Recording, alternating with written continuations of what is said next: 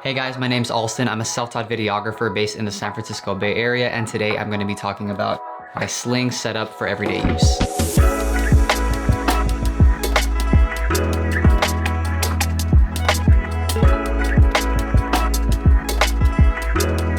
So what I've noticed about the items in everyday carries, for me at least, is that it's always changing depending on what you're doing and what environment that you're in. So instead of having one setup, it helps to have multiple setups and a single bag that can adapt to whatever it is that you're doing. For me, I wanted something that was minimal enough to carry around when doing mundane things like running errands or grabbing a quick bite while still being able to handle half or even full day excursions. So the sling that I've been using is the Timbuk2 Vapor Crossbody. It has two pockets on the outside, one felt lined pocket in the middle with a magnetic clasp, and in the very back is the main pocket with a zippered compartment on the inside. It's made out of a recycled nylon, and the build of it is really good. The materials have this flexible kind of feel to it, so if you're not holding as much gear, then it can have that small profile, but if you want to fill it up, it could kind of stretch up to 7 liters of space. It has a very simple adjustable strap so that you could hang it around your shoulder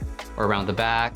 The whole thing looks really nice in my opinion. I like how the two front pockets kind of stack in front of the main compartment. They have different heights, so there's some dimension to the look. It's really sleek and minimal, especially in the black color, but most importantly, it just works. I've had mine for about a year, and it's literally been with me everywhere, from trips to the grocery store doing errands to little day trips around the city. I've had this with me in my travels to Europe and the Philippines this past year, and I've also used it as a field pouch on a couple of weddings that I've shot, so it definitely checks the boxes for longevity and versatility. So before I get to what I put in the sling, I wanted to cover some of the customizations that I made. I got these straps on the side and the bottom sewn in by a local bag repair store. The materials and the stitch work aren't the best, but you can't really tell that it's not stock unless you really look at it closely. So the right strap has my hand sanitizer. It's just easier to have it out here instead of taking it in and out of the bag, and it saves space.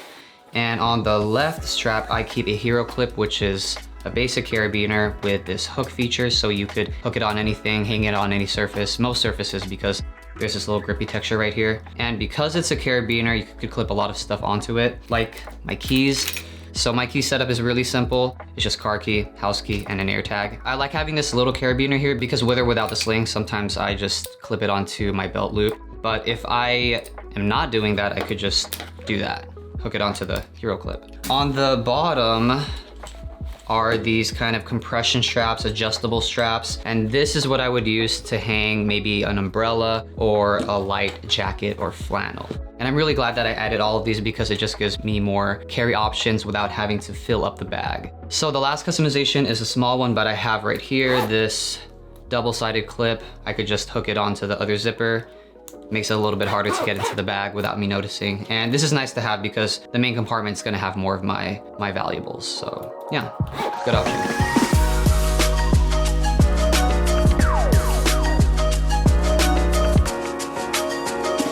All right, so going over the pockets from the outside in, I have what I like to call the tech pouch of the bag. So there's this key loop, which usually would be for keys, but I put an air tag in here so I can find my sling if I lose it. Next is my Anker 521 hybrid charger. This is a 5,000 milliamp battery bank, but I could also plug it in and it could charge itself and whatever device that I need charging at the same time. The output on this is 20 watts by itself, but plugged in, it's 45 watts, which is actually the standard for something like a MacBook Air. And it makes for a pretty decent backup for my M1 Max MacBook Pro. It's not gonna be as fast charging, but as long as I'm not doing anything crazy, it'll keep it going for a while. Last two items are cables, USB-C to Lightning and USB-C to USB-C. And that covers all of the items that I would need for charging.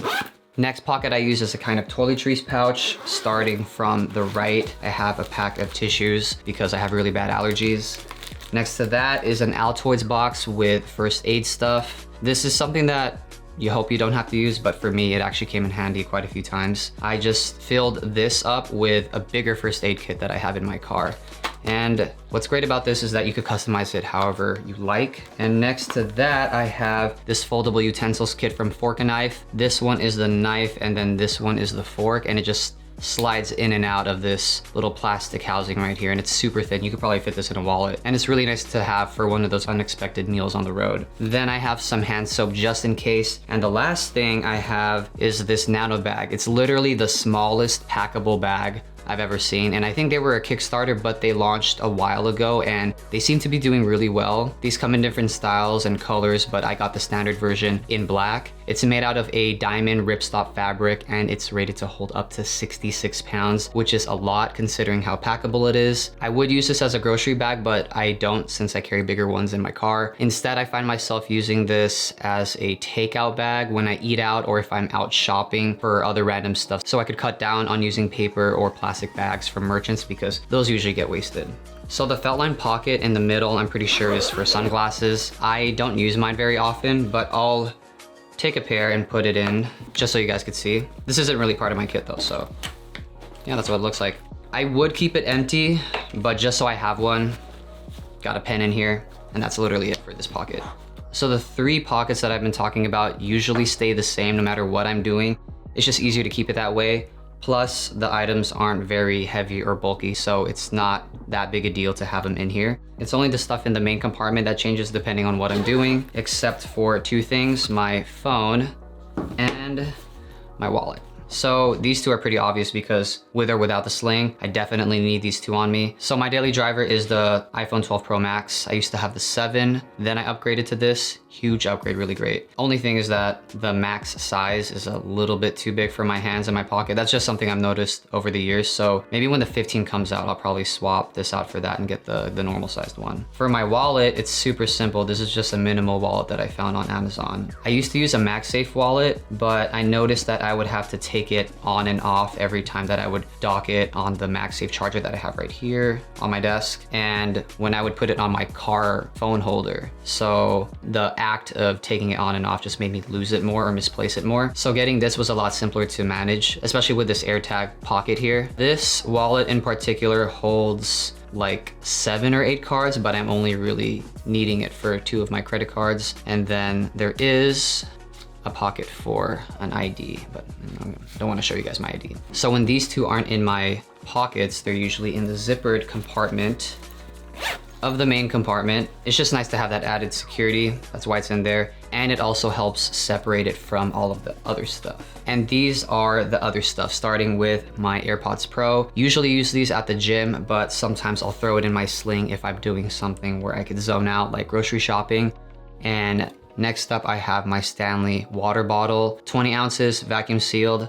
When I'm walking, I usually just hold it or leave it in the cup holder of my car. But if I really needed to, I could put it in the sling. And it's a tight fit, but it does work. And this is what I usually have on me on most occasions. But if I'm traveling, then I'll have a completely different setup for the plane ride there and back. I will take out the water bottle because that's gonna go in the backpack. And I don't use AirPods because I like using over-ear headphones on the plane, and that's where these come in. These are the Bang & Olufsen H95s in Nordic White. Really, really great pair of headphones. I like how the volume and noise canceling levels could be adjusted by these wheels on the left and right ear cups. Really, really great quality, great sound, great noise canceling. I wouldn't recommend it for the average Joe because they're really expensive headphones. I actually got these on a Europe trip. I was just feeling good and then I threw down a lot of money for it, but they were heavily discounted. And at the time, my company had this reimbursement thing for noise canceling headphones. So I got these for a pretty good price. Aside from that, anything from the other popular brands like Sony or Sennheiser are gonna be a lot more bang for your buck. But anyways, this is what I use. And when I travel on the plane, I just fold these up, put it in this little case right here, and then it fits in the sling. The next travel thing that I have is this phone mount from Paralogics. This is really nice to have. I never use the entertainment system on a plane. I just download stuff beforehand from like Netflix or YouTube and whatnot. And having this phone holder really helps to keep my phone at a decent eye level. You clip the phone here and then you use this part to clip it on whatever you want, like the food tray. That's where I usually do it. So other important stuff like my passport would just go in the zippered compartment along with my phone and wallet. So the next item is a travel water bottle. This one is a 17-ounce Hydro Pack Stow. It has a sports cap and it rolls up when it's empty, so it's very portable. This is another option to have if I'm not trying to lug this around, and if I'm ever in a situation where the main compartment is full but I still want water on me, I could use this to clip onto the Hero clip just like that. And when I put it inside, it barely takes up half of the main compartment, so it's really portable. Actually, this is the exact setup that I'll be bringing to Coachella, and with the main compartment only being half full, there's still space for sunblock, maybe some earplugs, a few packets of liquid IV. If you have a vlogging setup, you could easily throw in a GoPro with a selfie stick in here. If you're a mobile content creator and you like using things like mobile gimbals, that could fit in here too if you just take that out. This is the Osmo Mobile, by the way.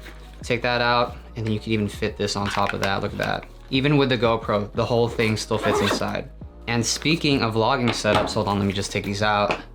I have right here my fully loaded vlogging setup. This is the FX3 with a 16-35 shotgun mic, little tripod right here. I like to just hold this on me when I'm walking around vlogging, but if I really needed to pack it, it actually could fit in here. Let me just demonstrate that for you. So this would come off, and then here, the whole thing, like that.